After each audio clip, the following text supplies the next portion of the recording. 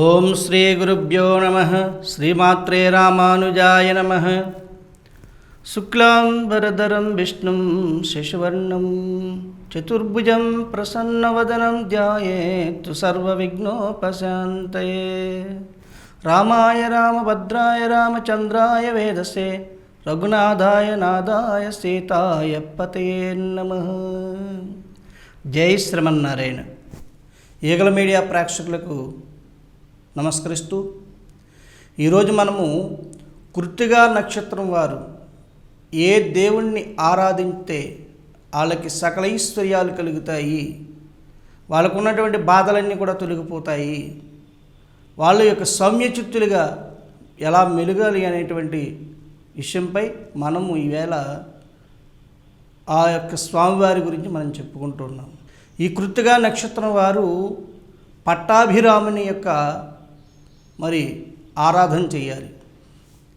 పట్టాభిరాముని యొక్క పటాన్ని మనం తెచ్చుకుని మీ యొక్క దేవుడి మందిరంలో పెట్టుకుని ఆ యొక్క స్వామివారికి ప్రతి బుధవారం కానీ లేదా శనివారం రోజు కానీ చక్కనటువంటి పుష్పమాలిక పటానికి వేసి మల్లెపూలు కానీ లేదా కనకాంబరాలు కానీ లేదా సన్నజాజి పువ్వులు కానీ ఒక మాల, సువాసన భరితమైనటువంటి మాల స్వామివారి పటానికి వేసి చక్కగా గంధం బొట్టు పెట్టి కుంకుమ బొట్టు పెట్టి ఆ స్వామివారిని ఆహ్వానించి స్వామివారికి అష్టోత్తర శతనామాలతో పూజ గావించి ఏదైనా ఒక తీపి పదార్థాన్ని స్వామివారికి నైవేద్యంగా పెట్టాలి.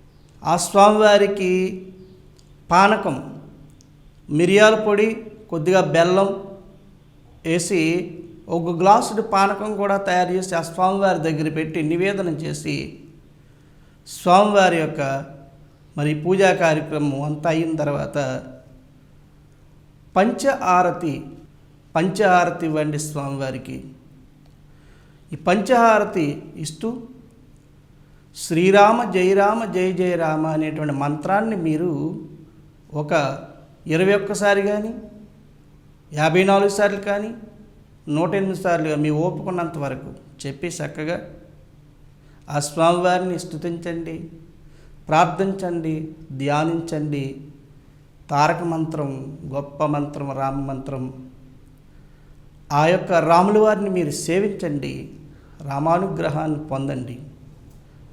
విద్యార్థులు కానీ, వ్యాపారస్తులు కానీ, ఉద్యోగస్తులు కానీ, ఉద్యోగం లేనివారు కానీ, స్త్రీలు కానీ పురుషులు కానీ ఎవరైనా సరే ఈ యొక్క కృత్తిగా నక్షత్రాన్ని జన్మించిన వారు ఈ పట్టాభిరాముడిని పూజించినట్లయితే చక్కనైనటువంటి అనుగ్రహం కలుగుతుంది. ఎటువంటి సమస్యలు ఉండవు. చాలామంది అంటారు రాముల వారిని పూజిస్తే రాముడికి ఉన్నటువంటి కష్టాలు వస్తాయంటే కదండి అని అంటాడు. అది చాలా తప్పండి.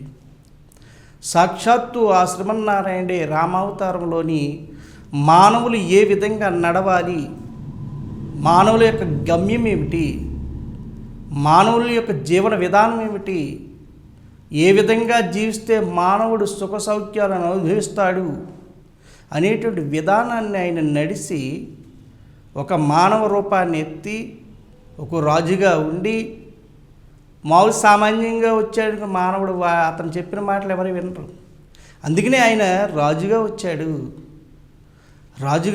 కాబట్టి రాజుగారు చెప్పిన మాట ప్రతి ప్రజలు వినాలి కాబట్టి, వింటారు కాబట్టి ఆయన ఒక రాజుగా వచ్చి రాజు కుటుంబంలో పుట్టి ఈ మానవుడు ఈ విధంగా బతకాలి, కుటుంబ వ్యవస్థని ఆయన ఒక మార్గంగా చూపించాడు. తల్లి ఏమిటి, తండ్రి ఏమిటి, అన్న ఏమిటి, తమ్ముడు ఏమిటి, భార్య ఏమిటి, మరదలు ఏమిటి, చెల్లి ఏమిటి, ఇవన్నీ విధానాలన్నీ కూడా ఈ విధంగా ఉండాలి, కుటుంబం అంటే కుటుంబ విధానం ఇలా ఉండాలనేటువంటి విషయాన్ని చక్కగా బోధించినటువంటి వాడు రాముల వారు. మనం ఇప్పటికీ కూడా ఆచరిస్తున్నాము. ఆ స్వామివారి యొక్క చెప్పినటువంటి మార్గంలో మనం ప్రయాణం చేస్తున్నాం కాబట్టే కొంతవరకు ఇలా ఉన్నామని అనుకోవచ్చు. ఆ స్వామివారు మనకి హితబోధ చేయడానికి వచ్చారు కాబట్టి ఆయన పడి ఆయన ఆచరించి మనకు చూపించడం జరిగింది. లేకపోతే ఆయనకు బాధలు ఏంటండి? సాక్షాత్ భగవంతుడికి బాధలు ఉంటాయా? ఉండవుగా. అందరూ కూడా చాలామంది ఈ అపోహతో ఉన్నారు. రాముల వారిని పూజిస్తే కష్టాలంట కదా, సీతాదేవిని పూజిస్తే లేనిపోని కష్టాలంట కదా, అరణ్యాలకు వెళ్ళిపోతారంట కదా అనేటువంటి అపోహలు మీరు అందరూ కూడా తీసేయండి మీ మనసులోంచి. ఆవిడ కష్టాలు పడుతుందండి అమ్మ, జగత్తుకే అమ్మ ఆవిడ. అటువంటి అమ్మకి కష్టాలు ఏంటండి? మనం అంతా కూడా సవ్యంగా అర్థం చేసుకోలేదు, అందువల్లే మనకి ఆమె యొక్క తత్వం అర్థం కాలేదన్నమాట. వాటన్నిటినీ కూడా ఎదిరించి సాధించి, ఇదిగో ఈ మానవుడు ఎవరైనా సరే ఇలా ఎదిరిస్తే, ఇలా సాధిస్తే గమ్యానికి చేరుకుంటాము, సుఖశాంతులు పొందుతామనేటువంటి విషయాన్ని రాములు వారు మనందరికీ కూడా ఆచరించి చెప్పడం జరిగింది. మనందరం కూడా ఆ స్వామివారిని సేవిద్దాం.